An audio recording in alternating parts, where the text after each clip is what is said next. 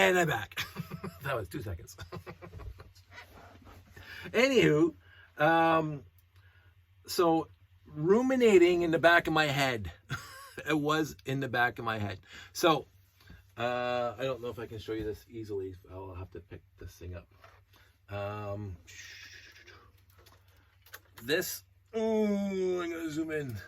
This right here, boom boom, and this whole thing right here, is a moon-based standard that Chris Giddens and I think Mark Fliebnork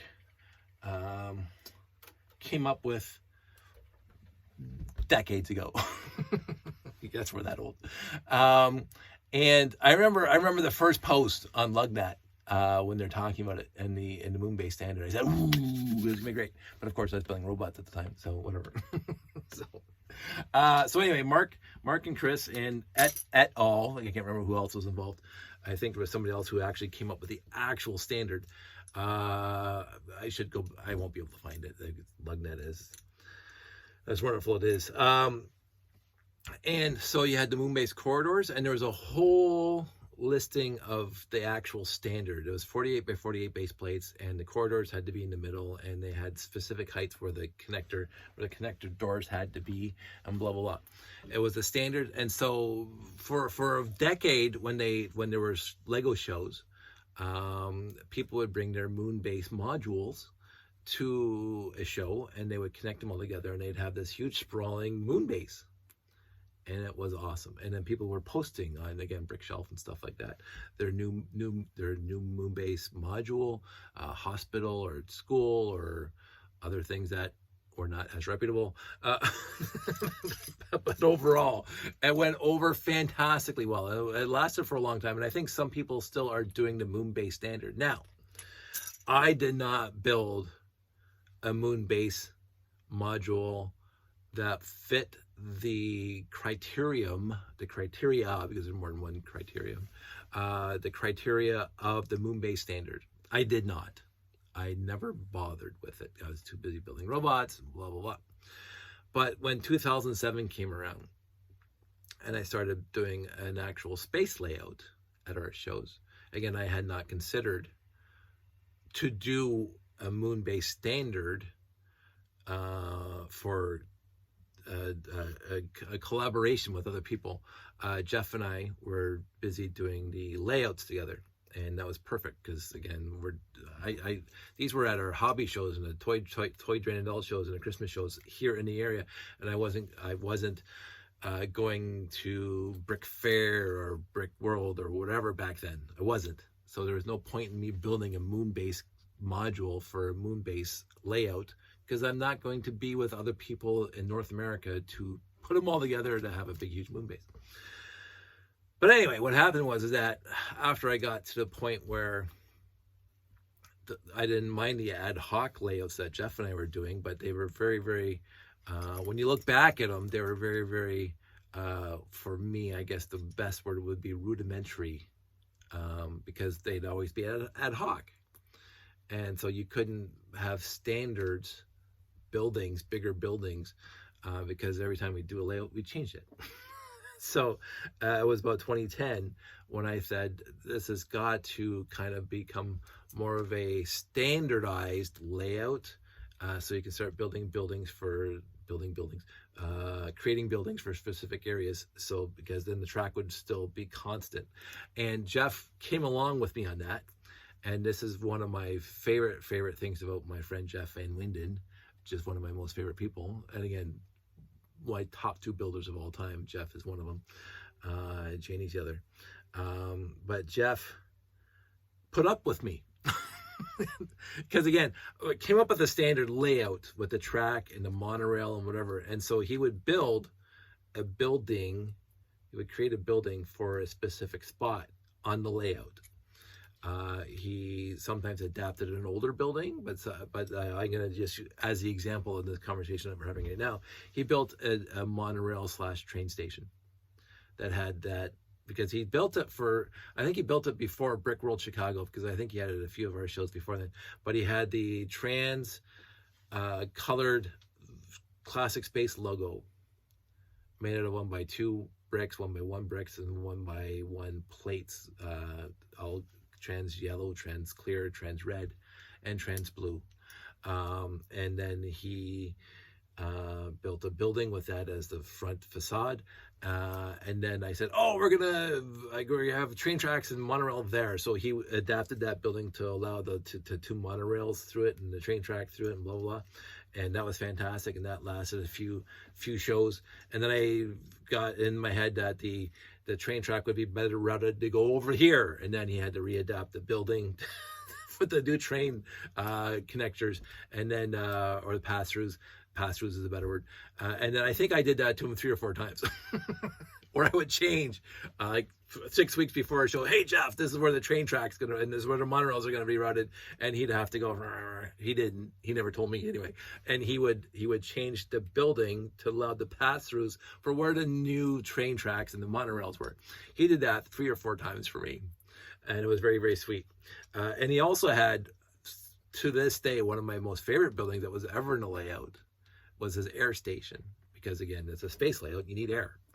So and he used the basketball half pikes and the quarter pieces, and it was a remarkably snotted building, that fantastic, and it held 4 monorail loops at one corner, because the monorail loops kind of all converged onto the air station, because of course it should in universe.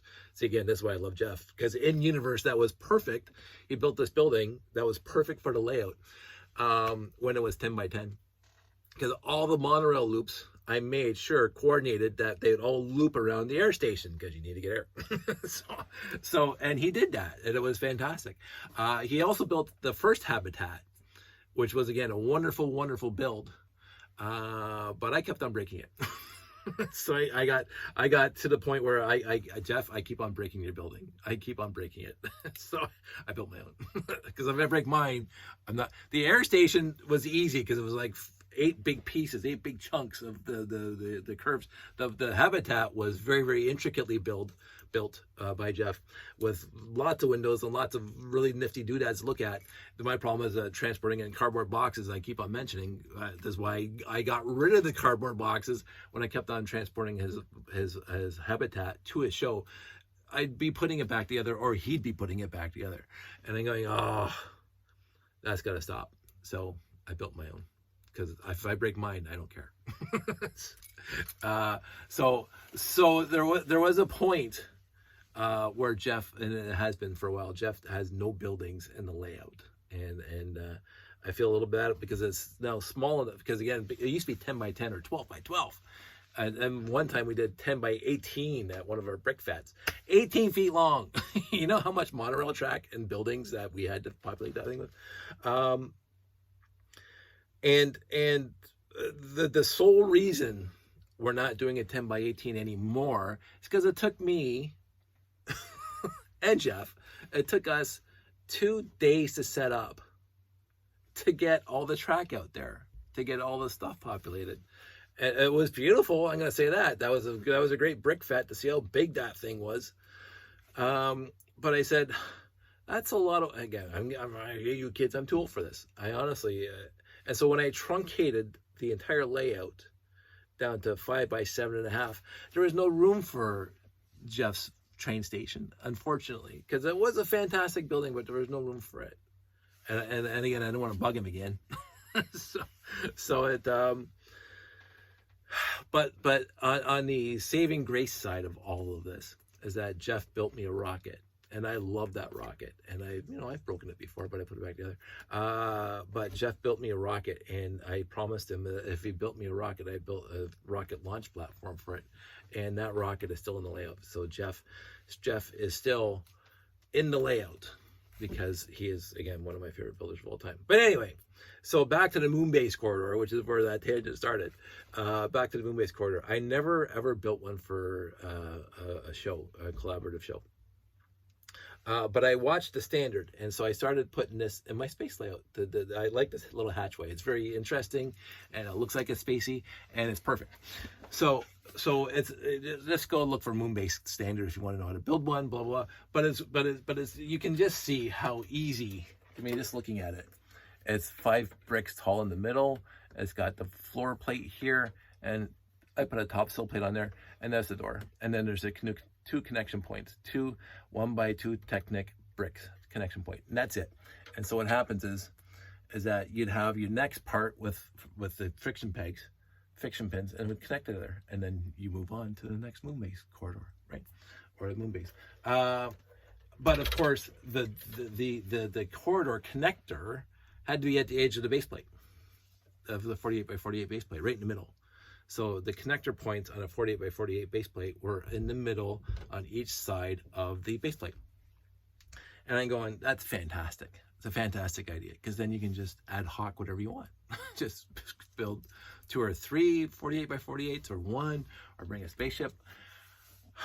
But I never did. So, but I did incorporate the idea of the moon base standard into my layout that I was building. So you will see this connector door everywhere in the layout. You'll see it on my train station, my monorail station. You'll see it in the tower. You will not see it on the oh, you will see it. No, you won't see it on the you'll see it in the habitat, but you won't see it in the rocket launch platform, because there's no place for it in the rocket launch. But you'll see it in the habitat. This doorway, this exact doorway. And then I even built moon base corridors, as you can see in my layout when you watch it. And that's all because of Chris and Mark and everybody else out there that I can't remember. So I had built a training tower, to keep on going with the story instead of more tangents. I had built a training tower for 1 or 2 brick fets, 2016, 2015, whatever it was. And I had built an octagon that was virtually identical to this. Virtually identical, once the stuff falls off. Virtually identical to this, where it had the doorways to the landing pads. And that was for training. And because, you know, when you have these kids in space, you have to train them. So you have the kids jumping off with their rocket packs, like this rocket pack. I can take this off because I can do this now. So this is just a landing pad with a guy taking off with his backpack, right? And I thought that was awesome. It was a nice building for the layout. Problem is that it took out a corner of the layout, and I had to do a lot of work to get the monorails and the train track to go through it. And that was a lot of effort. I didn't like that. And also because the training tower was right next to the big tower, that one of these landing pads was interfering with the big landing pad off the tower. I said, I can't have that. So anyway, so it lasted 2 shows, and I took it down, and I put the pieces back into my collection. But it's always been in my head to do maybe a level in the big tower that did the same thing. And that's, I mentioned this before, you saw the videos of me building it. And so I built it with 8 landing pads around it, and I thought, it's done. But then I was thinking, and here's me thinking, here's my thought process. I'm just going to leave that right there. I was thinking, and it hit me that, speaking of the 6985, will I break it? Because it's always going to break. I will say, not only did the pieces in the fish tank become faded, but they also became very loose. But these two connector pins on the 2x2 brick, they are exactly, you know, the bricks themselves are exactly 8 studs wide. So you can actually connect this thing to this. I have to hold it up because it's heavy. And I said, instead of just having a landing pad off a door, I could build, here's me just breaking everything. Let me pick up that guy before I forget him. I need more room on this desk. I could build a spaceship that connects to the pins. So this was my first attempt, and I didn't like it too much. But I built this the other night, and I'm going, it's bulky and it looks like bleh. But anyway, but it connects right there. Ta-da! I think that's awesome. That's awesome. So I said, hey, that's gonna be great. I said, okay, I like that. I like the idea. I just don't like the ship. I didn't like the ship at all. So I said, I'm gonna put that one aside. So I started a second one. And I'm going, yeah, it kind of looks like a Galaxy Explorer / 924 or whatever. And I go there, and I put that one on there, and I said, oh, that's actually looking not too shabby, right? It's not too bad, but I can't finish the top nicely, so I just kind of gave up on it. I said, meh. And then, and again, I'm not saying that this is perfect. I'm not saying that at all, but I just built this one now. Look how cute this little thing is. I just wanted to use that piece. so I'm going to zoom in right in. So you can see there ain't much to it. There's the back. It's got the doorway and everything. There's the bottom. Whatever. And it fits right on there. Blah, blah, blah. And yeah, sure. No, you on getting the stage right. Ta-da! I love it.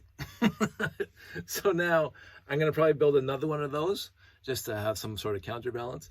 And this way, I get to take off the yellow one because I don't need them anymore. I can put the blue one. So, there you go. I'm going to have a few more ideas, hopefully before Bricks in the Six, of something like this where I can have detachable ships. And again, the one thing I had to add to this thing was some sort of idea of rocket thrusters on it, because without it, I don't consider these things to be rocket thrusters, right? So I had to have some sort of rocket thrusters on it. So that's what I came up with really quickly. And again, I didn't want it to be big and bulky, and it fits right over the hatchway, so it looks like it's supposed to be there. And I like it. It kind of fits right in to there, and that's my first one. Oh, it's my third attempt, but it's my first one that actually got completed, that I actually like. So that's what I wanted to talk to you guys about. So in the end, it's been fun. I got to experiment, and that's why I got the messy stuff on the table. I'm going to put that there, and then put this guy in there so it stays there. And oh, I put too far back. There we go. I'm gonna enjoy if this layer works on the layout. I'm gonna enjoy it. Now it looks kind of busy compared to the rest of the tower, so I'm a little bit concerned about that it looks every pad's doing something basically. So I might cut back on some of that because I don't want it to look too busy. So I might remove some of this stuff. I was just testing this stuff out. What's supposed to this guy? I don't think he's supposed to be on this thing, but whatever. So I'll see. I'm going to be at Jamie's on Sunday to take down the layout, which is kind of sad. But I'll be at, by the time you see this, it'll probably be Tuesday. So by the time you see this, the layout will be down. Maybe. I have to see. But I'm going to be there on Sunday. That's the plan. The tentative plan is to be there Sunday afternoon and take down the layout, because I do have a ton of rebuilding to do and fixing up the monorail, because the monorail has been running a long time and I think it needs a complete overhaul. I have some more ideas that I want to get in there to make it easier for me. I'm amazed that it ran this long anyway, but I think it's pretty beat up right now. So anyway, I'm going to be doing that, and I'm going to be finalizing this thing. I'll probably bring this to Jamie's shop, because I'm not going to rebuild the tower here to test it. So I'll probably bring this to Jamie's shop and see how it looks. But that's my plan right now. I will say this, I had planned on ordering, because I ran out of these 45-degree windows frames. I ran out. I used my last ones in here. And I wanted to do maybe another layer to make this thing look more diamond shape, to make it a little taller, but I don't know. I don't have any more, first of all. But I'm concerned for a few things. I'm concerned about the wiring, because the wiring will have to change now. And that wiring is like 30 strands of, ribbon cable that go through the tower as it is. I'm gonna have to make that somehow, 6 inches longer. So I did not plan, because this was not a plan. The tower was finished. It was finished. But now it might not be finished. So I'm going to see what I can do. Anyway, you don't have to know all that. That's all my nitty gritty minutiae details. I'm going to wrap this up now. I think I said everything I wanted to say. I'm going to clean up the mess here on my table. I'm going to sort these pieces back into the collection. I was sort of happy with this thing, but this top piece is garbage, and that bothers me. And this thing was just not going anywhere. I thought it was going to go somewhere, and it ended up not going anywhere, which is kind of sad because I had some big hope for this guy.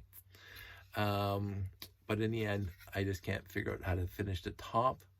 I was going to do the classic 918 opening, and then I'm going to go to 6890 opening. But then that leaves me no room back here to put something on because it still has to go up one more brick to cover up the top of the door. So I just gave up on him. And this guy is kind of cute. So, and he's the smallest one out of all of them, which I like. Definitely smaller than this guy. Right? And he's definitely smaller than this guy. And it does everything I needed to do. I might change the door. I tried to make the door look like these doors, but I don't think I need to do that. So I'm going to probably change that door out to something a little more, whatever. But I do have obviously enough pieces to build a second one, and I might just do that. And yeah, that is it. Okay. We're done. I'm not going to waste any more of your time. I honestly, sincerely hope everybody out there is doing well. I've been busy, and I'm going to be more busy in the next coming weeks. So I'm going to be Gandalf right now. Expect to see me when you see me. And but I do want you to know that you are appreciated, that it's a fantastic hobby, and you guys are utterly fantastic. So I will talk to you guys soon. Talk to you.